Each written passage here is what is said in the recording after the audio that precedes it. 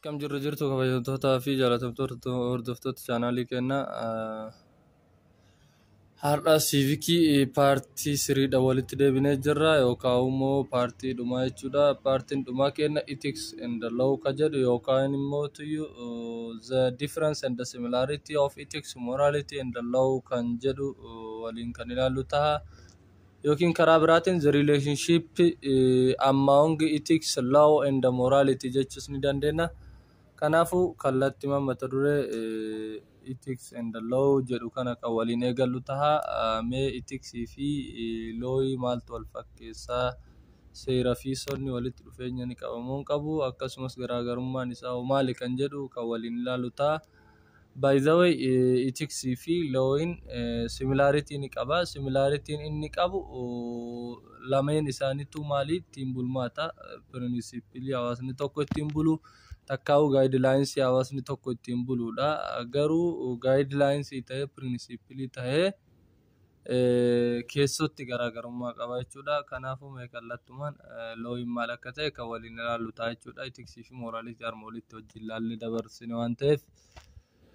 Laws are norms formally approved by state power or national or international political body is known as laws. Law jechuun normii safuu takkaa'umuutu yuduudha formally approved by state. Idilummaadhaan mootummaa tokko biratti fudhatama kan qabuu fi kan mootummaan tokko approved godhuudha takkaa'umuutu hojiirra oolchuudha. Akkasumas immoo aangoo tokkoon kan approved ta'uudha, kan mirkanaa'uudha yookaan hojiirra ooluudha. Akkasumas immoo qaama siyaasaa biyya keessa yookiin biyya alaa yookaan immoo national political body ta'uu danda'a or international political body'dhaan kan approved ta'uudha. Kanaafuu salphumatti seera ethics irraa wanni adda godhu ethicsiin normidha, likkiidha. Garuu normiin kun formally approved hin ta'u maalidhaan? State'dhaan akkasumas power'dhaan yookiin national fi international political body'dhaan approved wanti ta'e hin jiru. Maaliin approved ta'a?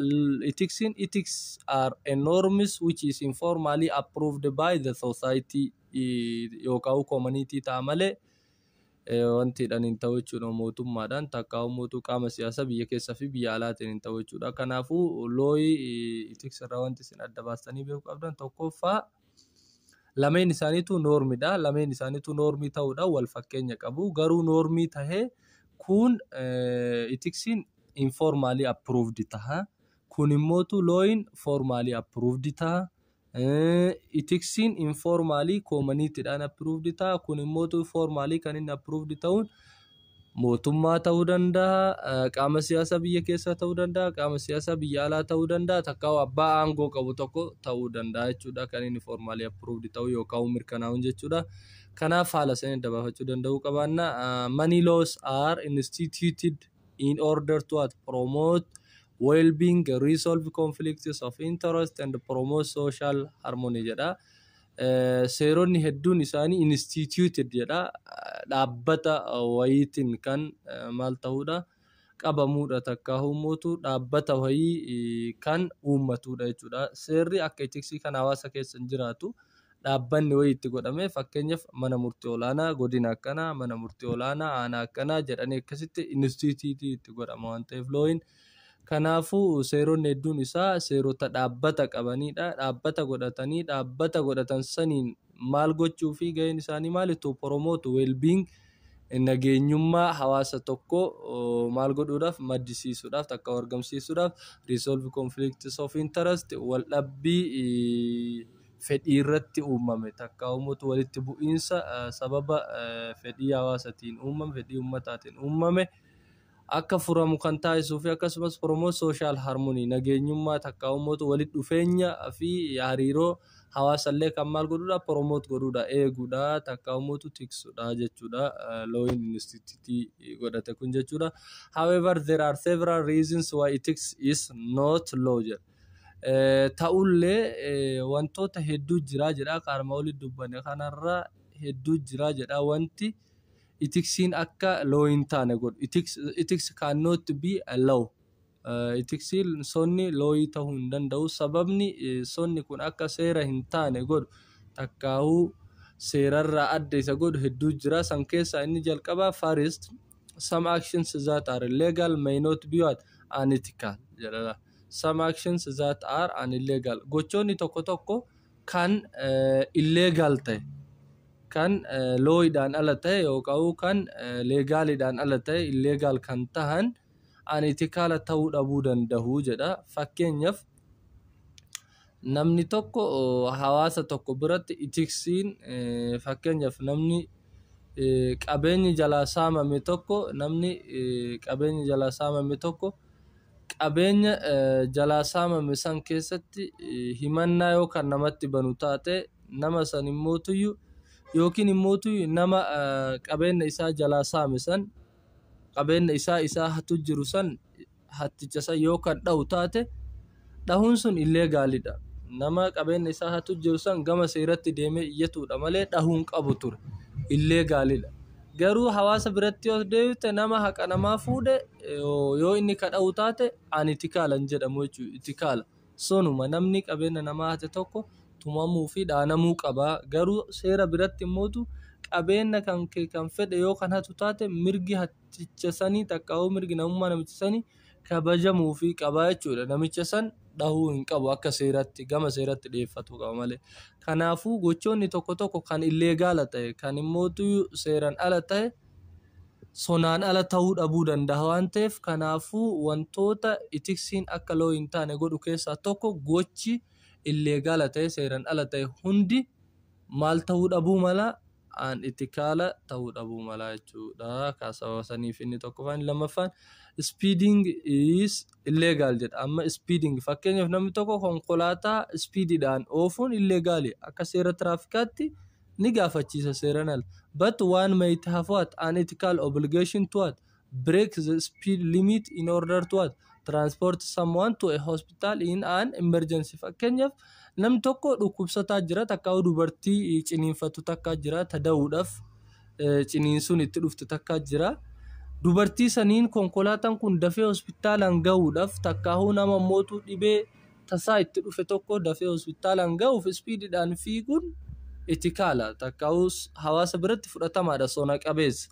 Garuu seerri tiraafikaa immoo maal jedhaa waan saniin illegaal jedha. Kanaafuu gochoonni akkanaa waan jiruuf ethics is not allowed jennaan jechuudha. Etiksiin maal ta'uu hin danda'u seera ta'uu hin danda'u garaagarummaa qaban jechuudha.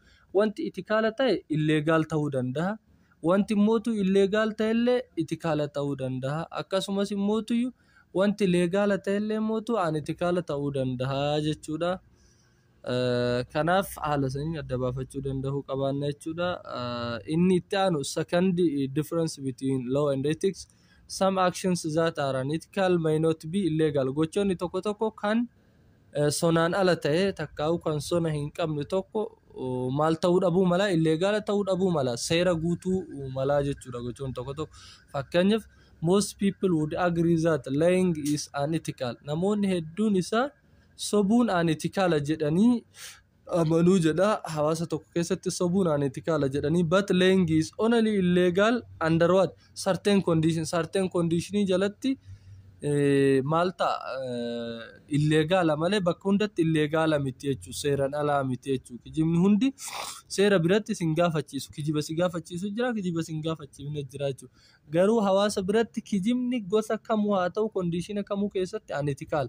Garuu kondiishina muraasa qofa keessatti seera biratti illegaala malee kondiishina hunda keessatti illegaala miti jechuudha. Sobiinsi kun jechuudha. Fakkeenyaaf jedha.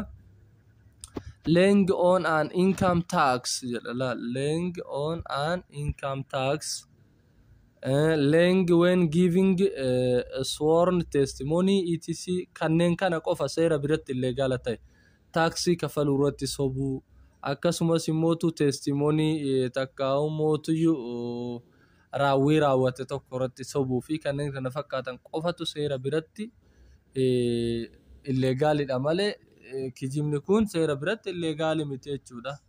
Kanaafuu third difference between law and ethics laws can be unethical or immoral. Seerummaan kunuu maal ta'uu danda'a jedha unethical takka immoral ta'uu danda'a. Wanti seera biratti sirriidha hawaasa biratti immoo sirrii ta'uu dhabuu mala jechuudha. Fakkeenyaaf seera biratti namni female genital mutilation gaggeesse takka ukkitannaa dubartii tokko seera biratti adabbii qaba illegaalidha. Garuu mootu hawaasa biratti maali? Legaalidha jechuun wanti sun itikaalidha. Akkasumas mootu fakkeenyaaf namni nama tokko seera biratti wanti fudhatama qabu tokko hawaasa biratti fudhatama dhabuu danda'a jechuudha. Inni biraa United States had laws permitting slavery in the 80s, but most people today would say that those laws were unethical or immoral jedha. Fakkeenyaaf amma slavery takkaa'u gabra seeronni biyyoota tokko tokko ni ayyamu. Hawaasa biratti ilmi namaa gabroomuu qabu jedha, hin ayyamu gabra jedhanii nama waamu. Seerri fakkeenyaaf seera gabroota takkaa'u mootii warroota gabra turan jedhee ayyaana warra gabraa jedhee gizee kabaju jira seerri looyin jechuu constitution. Garuu hawaasa biratti ilmi namaa tokko gabra jedhamuun unethical jedhanii akkasitti yaadanii wanti legal ta'e illee unethical ta'uu danda'a jechuudha. Kun garaagarummaa isaanii sadaffaadha. Although we have moral and ethical obligation to obey the law jedha, nuti moral and ethical obligation qabna seera kabajuuf jedha. Civil disobedience can be justified when immoral or unethical laws existedha. Kanaafuu civil disobedience hawaasni tokko seera kabajuu dhabuun kan inni uumamu yeroo maaltu jiraatedha? Immoral fi unethical yeroo jiraate. Kanaafuu namni tokko laala amma itiksii moraali fi akkasumas looyin hariiroon isaan qaban namni tokko yoo itikaala fi moraala ta'e moral obligation fi ethical obligation yoo kan qabaatu ta'e seera illee ni kabaja. Namni mootu civil disobedience kan uumamu hawaasni seera hin kabajne kan argamu yoo maal ta'e yoo immoral fi unethical obligation qabaate takkaa'u morality yoo kabajuu dhabe fi ethics yoo kabajuu dhabe as deebi'ee looyin kabajuu jechuudha. Kanaafuu pre-criterion takkaa'u mootuyyuu necessary criterion namni tokko looyii kabajuu dursee maal kabajuudha? Safuu hawaasa sanii yookaan sona ethics jedhamu sanii fi akkasumas immoo normii hamilee waan jedhamu san qabaatu qabaachuu yoo san lamaan qabaate as deebi'ee looyillee ni qabaata jechuudha namni tokko. Kanaafuu garaagarummaan ethics fi looyii takkaa'u morality fi looyii kana fakkaata haala kanaan adda baafatanii beekuu danda'uu qabaatan jechuudha. Dhugaaf soba irratti faa isin gaafachuu mala waan ta'eef wantoota kana likkiitti ofirraa adda baafachuu danda'uu qabaatanii. Kanaafuu inni itti aanu mootu gabaabsineetuma ofirraa ilaalla waan ta'eef importance or goal of moral and civic education amma isa dhumaa chapter 1 kana importance takkaa'u goolii moral and civic education barbaachisummaa takkaa'u mootuyyuu kaayyoon yookaan mootuyyuu mul'anni koorsii moral and civic education jedhu kana maali? Maal nu barsiisuu fi maaliif nu barbaachise? Eessatti nu barbaachise? Koorsii kana namni tokko yoo barate jijjiirama akkamii fiduu qaba? Kaayyoon inni koorsii kana baratuuf maali kan jedhu tokko tokkoon kan waliin ilaallu ta'a jechuudha. Wantoota 5-6 of jalaa kan qabudha. Isa liisti walii goone waan tokko tokko qofa irraa dubbannee bira tarra waan ta'eef salphaadha. Isa mata duree isaa takka liistii isaa barraan deeply jala wanti jiru waan ta'eef jechuudha. Kanaafuu maal jedhaa civic education is a discipline that deals with virtue traits rooted in values of what? Respect and the culture of what? Tolerance to make individuals responsible and efficient member of their community. Akka waliigalaatti as keessatti ibsu jira civic education kun discipline dha jedha. Discipline ni beektanii tuma takka mootiyyuu koorsii tumamee jiru seera tumamee jiru that deals with virtue. Kan maal waliin qo'annoo takkaa'u qorannoo gaggeessuudha. Virtue traits rotated in a values of respect. Virtue jechuun maal jechuudha? Hamilee takkaa'u mootuyyuu maal kan jennuunidha? Hawwii maalii keessatti? Hawwii maal keessa zoorudha? Rotated in values of gatii kabaja ilma namaa. Akkasumas immoo wal dadda'iinsa aadaa ilma namaa to make individuals responsible and efficient member of their community. Hawaasni tokko individualin tokko nam dhuunfaa tokko miseensa hawaasa isaa gahaa ta'ee fi akkasumas itti gaafatamummaa qabu tokko ta'ee akka jiraatuuf aadaa wal danda'uu fi akkasumas immoo gatii wal kabajuu keessatti hawwiin kuni disipiliinii inni qo'atamuun maal jedhama? Civic education jedhama. Kanaafuu civic education salphumatti inni disipiliina seera maal irratti qo'annoo gaggeessuudha? Virchuu hawwii yookaan humootu ifa gara fuulduraa maal keessa naanna'u, hamilee maal keessa naanna'u, kabaja ilma namaatii fi akkasumas immoo aadaa wal danda'iinsaa kan maal godhu aadaa wal danda'iinsaa fi akkasumas kabajni kun immoo maal fida jennaan dhuunfaan tokko itti gaafatamummaa qabaachuu fi akkasumas immoo nama hawaasa kanaa ta'uu miseensa hawaasa kanaa gahaa ta'uu fi akka ofitti amanu kan isa taasisudha jechuudha. Akkasumas immoo this civic education teaches the values and the sense of commitment. Akkasumas civic education kun koorsii maal barsiisudha? Gatii fi akkasumas immoo sensii yookaan si'aa'ina ilmi namaa tokko commitmentii that define an active and principled citizens. Hawaasa sirnaawaa ta'ee fi akkasumas immoo si'aawaa ta'e kan dambii mataa isaa qabu ta'ee akka jiraatuuf namaaf sensii kan kennuu fi akkasumas immoo gatii kan namaa kennuudha jechuudha. Koorsiin kun osoo jiraatu baatee namni tokko hawaasa gatii qabu ta'uu fi ofitti hin beeku sensii akkasiin qabaatu. Akkasumas immoo hawaasa seera qabeessa ta'e ta'uu fi ofitti hin beeku jechuudha. Kanaafuu nama tokkoof sensii si'aa'ina gatii qabaachuu fi hawaasa seera qabeessa ta'uu takka lammii seera qabeessa ta'uu isaa kan isa si'eessu kan isa beeksisu koorsii kana barachuu isaati jechuudha. So koorsii kana baratu baate beeyladarraa garaagarummaa ofii hin beeku jechuudha. How to make a responsible decision akkasumas immoo murtoo tokko murteessuudhaaf akkamitti itti gaafatamummaa fudhata, solve problems rakkoo uumamtoota akkamitti fura, care about others waa'ee namaa akkamitti ilaalcha keessa galcha, contribute to society akkamitti hawaasa isaa fayyada, akkasumas immoo be tolerant akkamitti immoo wal danda'iinsa hubata takka immoo gonfata akkasumas respectful of diversity garaagarummaa jiru immoo akkamitti kabajaa akkasumas kabachiisa kan jedhu koorsii kanarraa barata. Kanaafuu this course or moral and civic education is teach the values and the sense of commitment that define an active and a principled citizen. Kanaafuu salphumatti koorsiin kun gatii fi akkasumas sensii takkaa'uu hamilee ilma namaatiif kenna. Ilmi namaa kun maal akka ta'uuf hawaasa si'aa fi akkasumas immoo yookaan hawaasa cimaa fi hawaasa dambii qabeessa ta'e ta'uu isaa isa barsiisa. Akkasumas immoo akkamitti akka inni murtoo tokko murteessuuf itti gaafatamummaa fudhatus isa barsiisa. Rakkoo uumamtoota akkamitti akka furu kan isa barsiisu koorsii kana. Akkasumas immoo waa'ee nama tokkoo haala kamiin ilaala akkamitti ilaalcha keessa galcha waa'ee nama kan jedhu kan isa barsiisullee koorsii kana. Hawaasa isaa akkamitti fayyadu hawaasa kee fayyaduu barbaades akkamitti akka fayyadu koorsii kana baratuun sirraa dirqama isa si barsiisa waan ta'eef. Akkasumas immoo nama tokko waliin akkamitti wal danda'ee jiraadha akkasumas immoo garaagarummaa nu gidduu jiru akkamittiin kabajee jiraadha kan jedhus kan si barsiisu koorsii kana jechuudha. Kanaafuu koorsiin kuni maal jedhama ifa jireenya keenya jedhama jechuudha. Salphumatti jireenya keenya kana kan nurraa ibsa isa jechuudha. Waan kana hunda nu barsiisa jechuun waan kana hunda isa malee barachuu hin dandeenye jechuun koorsiin kun nuuf maalidha baatirii jireenyaati jechuudha. Takkaa'u ija jireenyaa nuuf ta'a jechuudha. Akkasumas in higher education institution of Ethiopia higher education institution Ethiopia keessatti civic and moral education kun civic and ethics or moral education is what given with the aim of educating the students about a democratic culture.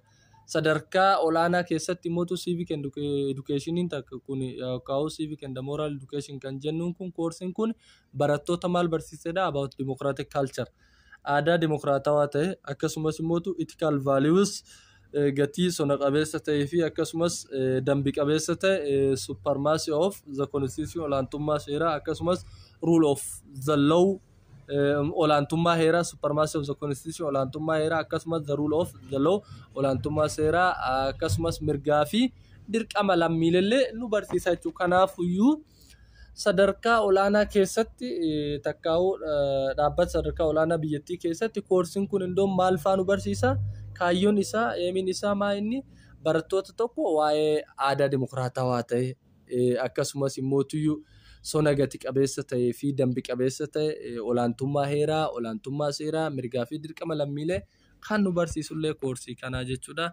Kanaafuu akkuma waliigalaatti erga introductionii keessatti importansii civic and moral education amma kana jennee ilaalle akka waliigalaatti immootiyyuu wanti nu barbaachisuuf wantoota kana 5 yookaan 6 kanaaf jechuudha. Tokkoffaa irratti the need to instill citizens about their rights and duties.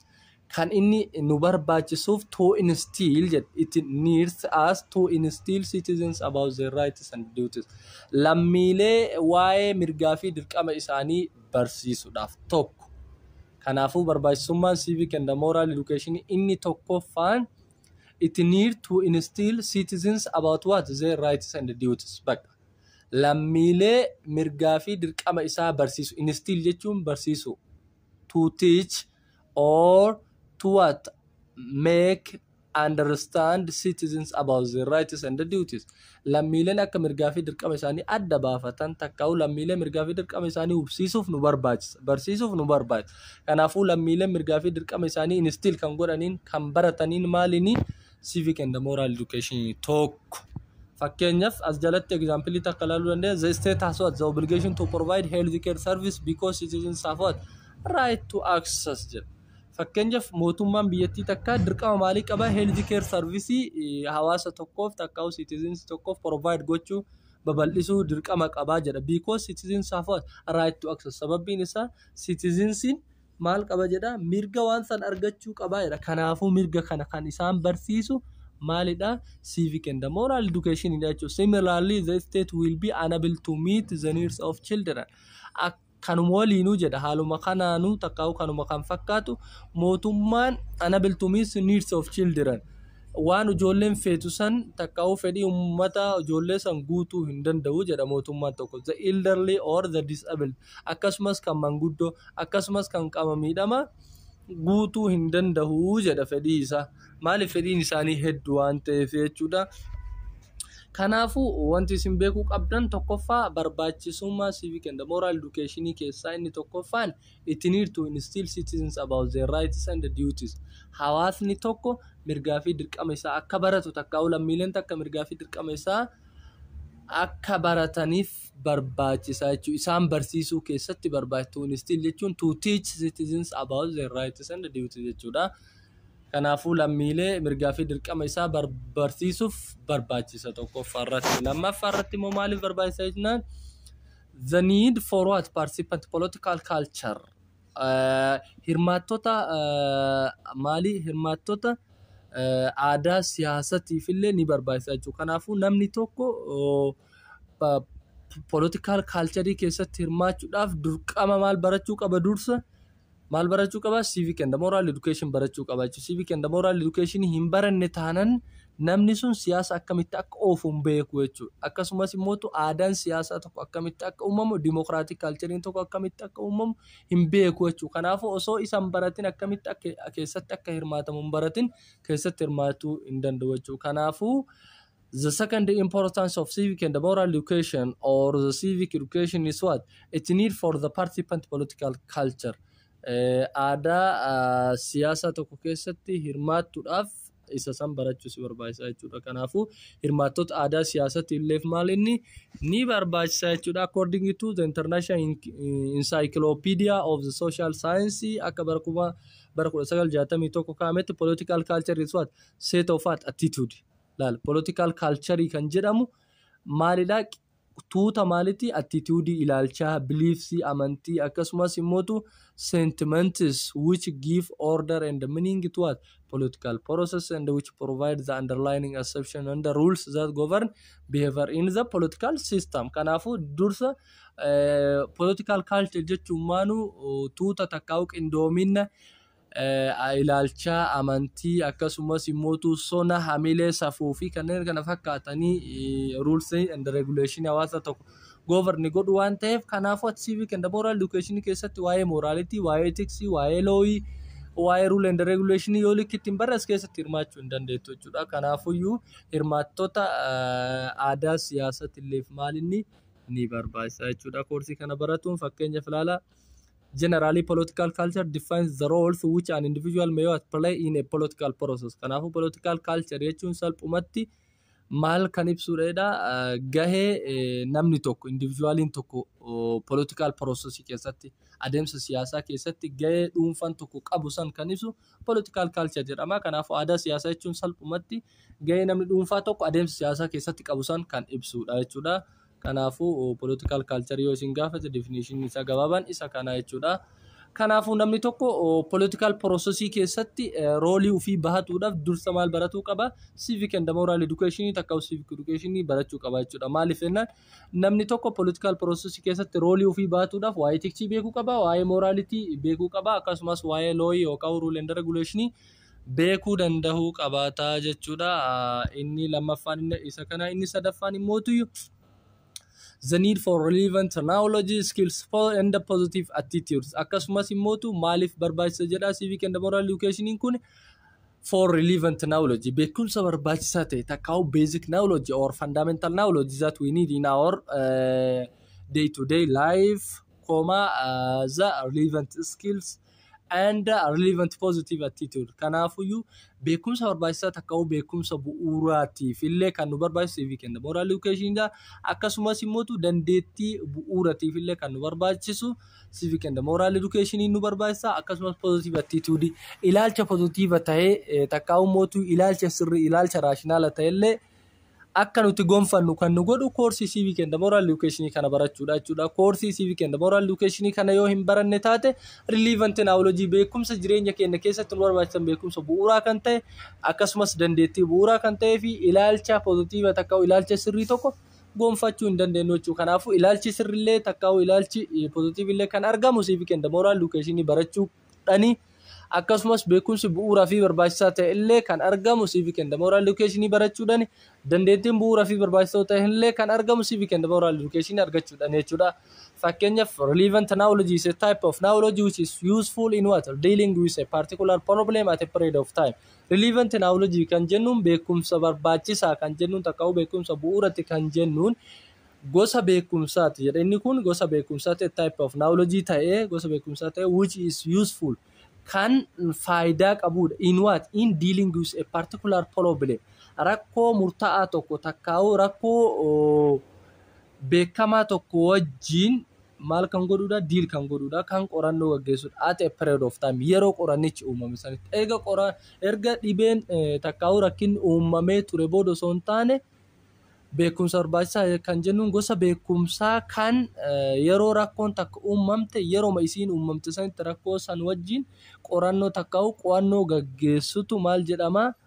Relevant knowledge jedhama. Kanaafuu in a short, relevant knowledge means a type of knowledge which is important to deal with a particular problem at the time that a problem occurred. Yeroo problemichi uumame takkaa'u ta'e sanitti problemii isa wajjin qorannoo takkaa'u qo'annoo kan gaggeessee furmaata itti nuu kaa'u relevant knowledge jedhama. Beekumsa barbaachisaa jedhama. Beekumsa barbaachisaa jechuun salphaatti beekumsa yeroo rakkoon si mudatte sanitti si fayyadu jechuudha. Bakka rakkoo teessan waliin qorannoo gaggeessee rakkoo teessaniif furmaata yeroo san si kaa'uu danda'u santu relevant knowledge jedhama.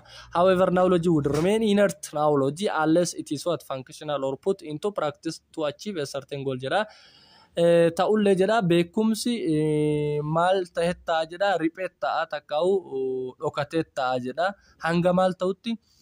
Hanga functional ta'utti takkaa'u mootu practicalatti jijjiiramutti takkaa'u wanti wayii si mudatee waan saniif furmaata si kaa'uu danda'utti hin mul'atu jechuudha. Akkuma yeroo darbe baranne psychology irratti isin barsiisee ture waan ta'eef maal jennee learning is what? Learning does not manifest or learning does not observe directly jenne, but it manifests through the activities of a human being jenne. Beekumsa akka'u barnoonni ijaan hin mul'atu jenne garuu mootuyyuu activity takka'u dalagaa ati guyyaa guyyaan dalaydu san irratti mul'ata jenne.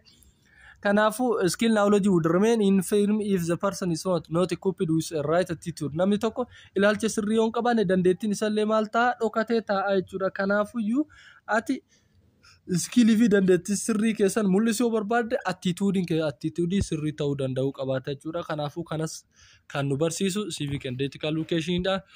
Barbaachisummaan inni biroo mootu the issue of fostering intercultural societies. Akkasumas immoo issue maalii keessatti dhimma maalii keessatti barbaachisa fostering intercultural societies aadaa wal keessa makamaa ta'e aadaa hawaasaa wal keessa makamaa ta'e maal gochuu irratti fostering gochuu irratti babal'isuu irratti akkasumas immoo baruu irratti illee kan nu gargaaru civic and ethical civic and moral education jennaan kanaafuu dhimma aadaa gara garaa hawaasa wal dandeessuu fi akkasumas immoo wal makanii waliin jiraachuu keessatti illee koorsiin kun barbaachisaadha jechuudha. Civic and ethics education could move a step forward by appealing to notion of interculturalism. Aadaa wal keessa makuudhaan gara fuulduratti hawaasa tokko oofuu which explicitly asserts the need for relationships, dialogue and reciprocity and interdependency. Kanaafuu salphumatti aadaa hawaasaa hedduu tokko takkaa'u kan wal keessa makee jiru tokko illee gara fuulduratti foster gochuu dhimma gara fuulduratti oofuu wal dandeessanii osoo aadaan sun wal hin dhabne osoo aadaan sun immoo dhiibbaa walirratti hin geessine wal dandeessanii hawaasanii fi aadaa san waliin gara fuulduratti sochoos kan dandeessu civic and moral education yoo barree qofaadha jechuudha. Inni biraa yookaan inni dhumaa mootummaa inni the issue of inclusiveness dhimma maalii hammatamiinsa kana jechuun fakkeenya hawaasa tokko keessa disabled group jira, elderly jira, children jira, poor community jira, akkasumas immoo rich community jira.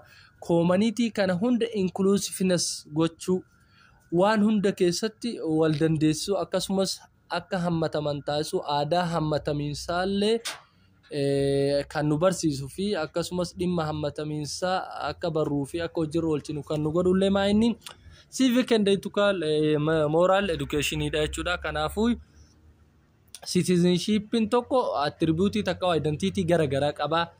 Identity isaa sanillee kabanyee attribute isaa sanillee kabanyee practice isaa sanillee kabanyee aadaa hawaasa sanillee kabanyee hunda isaatu issue tokko keessatti maal gochuudha include gochuudha takkaa'u include gochuudha jechuudha.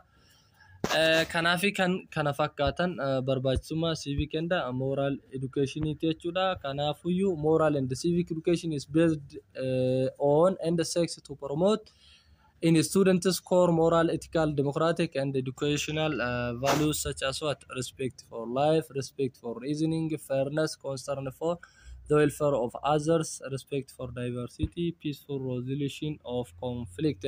Kanaafuu akkuma walii galaatti moral and civic education kun kan inni irratti xiyyeeffatu barattoota maal godhataa handhuura godhataa jechuudha. Maal barsiisuu irratti moral and ethically, democratic akkasumas immoo educational values barsiisuudha.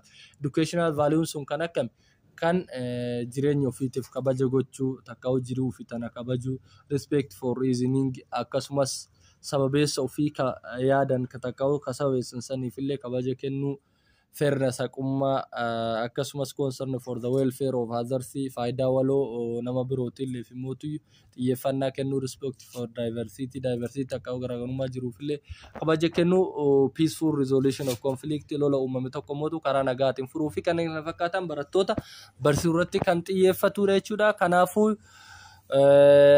chapter 1 kenna partiin dhumaa kanaan xumurama yeroo itti aanu mootu chapter 2 part 1 dhaan kan walitti deebinu ta'a. Hanga saniif immoo nagaan nuuf turaa isiniin jenna. Partiin itti aanu mootu dafee isin bira akka ga'u yoo kan barbaadan ta'e hundi keessanuu share, like, comment and subscribe gochuu hin dagatina jechuun dhaamsa keenya.